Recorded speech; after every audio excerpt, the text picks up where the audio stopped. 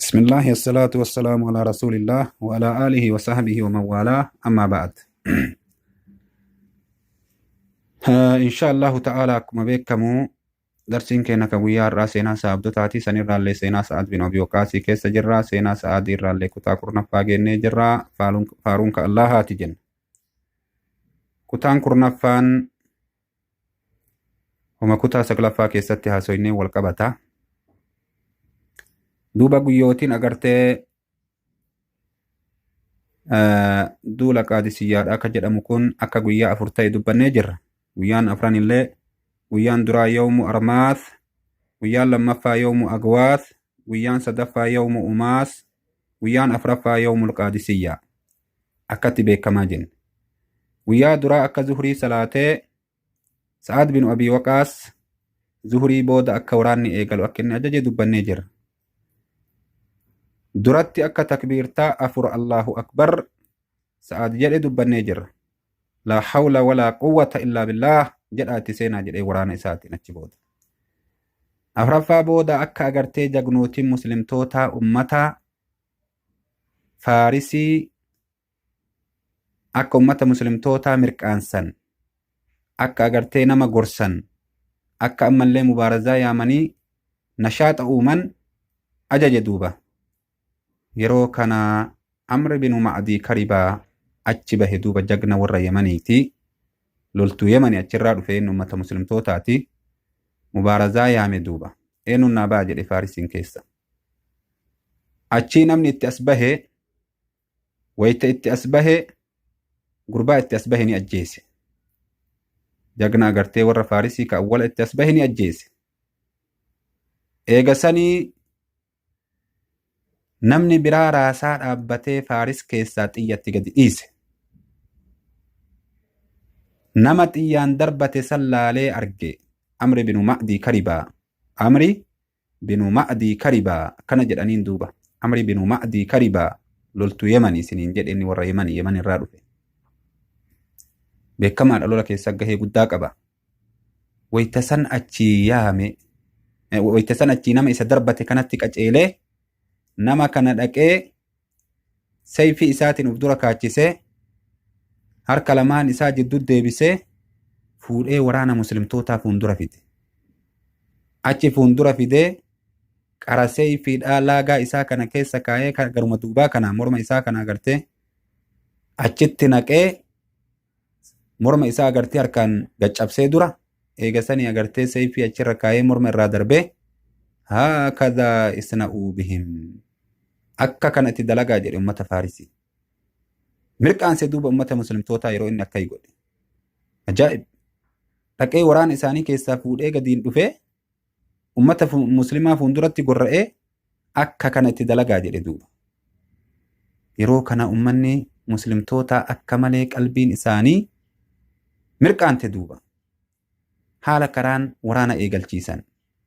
Gorsi agartee ka bakka adda addaati kallattii maraa suuraan anfaalii ni qara'ame suuraan jihaadaa ka suuraa anfaalii ni qara'ameeti ummanni muslimtootaa ni nashaaxe jagnummaa horatanii onneen isaanii agartee ka ol kaate yaa subhaanallah.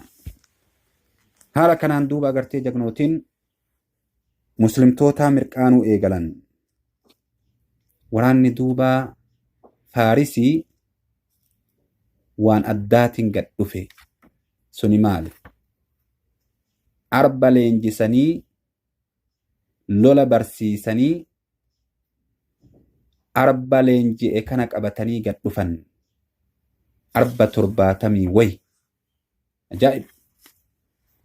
Arba kana agartee meeshaa waraanaa isaa kana qaama isaa uffisanii gubbaa isaatitti sanduuqa ijaaranii sanduuqa tolchanii kan namni keessa tataa'u saaxinii guddaa kan namni keessa tataa'u goojjoo guddaa saaxin irraa akkasitti tolchanii kana keessa duudanii warri arbillee waytii dhufe qoffee isaatiin dhahee lafaan nama dhahee eegasanii luka isaa guddaa saniin namarra ijjata macuree afaanii funyaaniin si dachaasa duuba subhaanallah chaansii bada lola barsiisanii jiran arballee meeshaa uffisanii jiran arbi akkanaanuu osoo eboon 100 itti wal ga'e siin du'u hin danda'a duuba. Kanaan waliinuu akka eboon hin seenne immoo qaama isaa kanatti agartee waa uffisanii jiran. Haala kanaan arba kanaan gad dhufte ummanni muslimtootaa tanan beeku. Arba namaan lolus hin beeku. Arba bineensa alaatitti beekanii kaleenjifamee akkana dalaguun beeku duuba. Warri Faarisii mootummaa amata 1000 meeqa jiraatte walirraa dhaalaa dhufte mootummaa agartee osoo hin cabin zabana dheeraa agartee turte haala kanaafuu leenjii guddaa qabdi duuba. Ajaa'ib! Yeroo amma waraanni eegale arba kana ummanni muslimtoota wayita fardoo isaaniitiin asii achi gulufan arbi kallattii maraanuu jira duuba. Kallattii maraanuu addaan qoodanii gara fuulduraa kanaalleen arbaa jira. Jeeshiin Faarisii martuu bakka itti qooda qabu kanaan guutuu keessatti arba waliin jira. Arba adda addaa kaan arba 10 kaan arba 7 kaan arba hagas akkanaan duuba agartee arba hiranii jeeshii kanaan waliin akkasii oofan. Fardoon muslimtoota wayita asii guluftee isa bira geettu ni dammayxi. Lafaan dhooytee ofiiyyuu namarra garagalti. Nama caccabsitee fixxe duuba agartee loltuu muslimtootaa fardoon jalan lafaan dhooyti. Dammayxee achii baqatti duuba fardoon yoo guluftee isa bira geettee isaa kana agartu. Isaa qaraa guddinni isaa hagana ka kanaan waliin meeshaa gubbarratti sanduuqa gubbarratti ijaaran ka ammallee warri sanduuqa kana keessa jiru achii eboon si darbatu gadi. Nama arba kanatti as dhiyaate. Ka achirraa xiyyaan si fuudhan akka malee miidhaan guddoon ummata muslimtootaa irratti argame duuba. Haala kanaan guyyaan duraa yawmuu armaas guyyaan kun guyyaa miidhama ummata muslimtootaa ture yeroo duraati. Guyyaa miidhama ummata muslimtootaa ture guyyaan kun. Akkana jedhan. Duuba gosti akka malee miidhamte gosa muslimaa irraa Bani Asad akka malee miidhamte gosa Xulayhaa bin Khuwaylid al-Asadii. Bani Asadii waraanni Faarisii itti qaceele duuba akka malee. Jarrillee jaraa socho'uu didde dura dhaabbatte. Jagnootii muslimtootaati akka malee warra beekamoo warra lolaan beekamoo dura dhaabbattee socho'uu didde. Haala kanaan duuba agartee arbillee ni fixee xiyyi warraallee ni fixee boollee ni fixee. Gosti Bujaylaa itti aantee illolte duuba irraa deebisuudhaaf. Gosti Amrii itti aantee illolte duuba irraa deebisuudhaaf. Gosti Amirii jechuudha. Haala kanaan Sa'aadiin ilma abbaa Waqaasii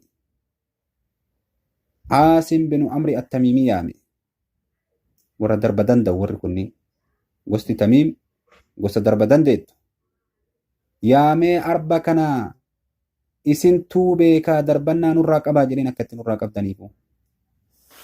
Yeroo kana Aasim obboleessa Qaaqaa bin Amri at-Tamiimiiti. Rabbi irraa haa jaalatu. Waraana isaa ajaje duuba warra gosa isaa. Waan jedheen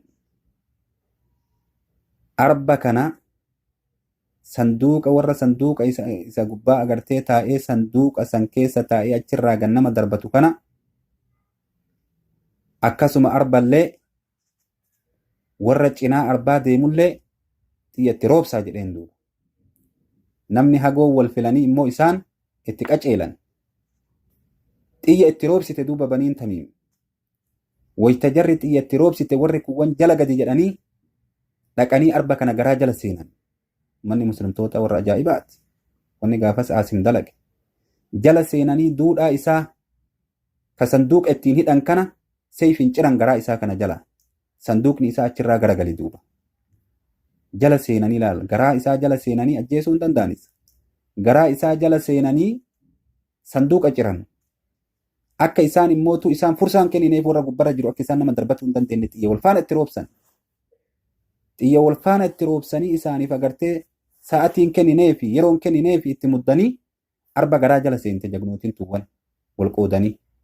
Garaa jala seenanii duudhaa isaa kana agartee haada isaa sanduuqa kana ittiin hidhan garaa isaa kana jala xaxanii kan irraa ciran. Cirraan sanduuqni gubbarraa ce'e.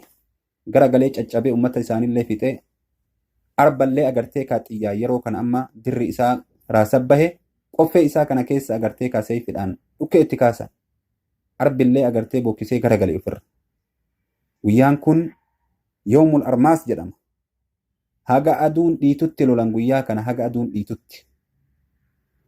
Haga aduun seentutti lolanii waraanni kun achi dhaabbate ka guyyaa duraa zuhri irraa eegalee haga aduun dhiitutti wal lole achi booda addaan gale. Gaafa kana Banii Sa'aadirraa jeeshii muslimtoota ka agartee warra Banii Sa'aad callaa irraa nama 500 dhume waraana muslimtoota. Inshallah darsii itti aantuun keessatti dubbannaa waan guyyaa lammataa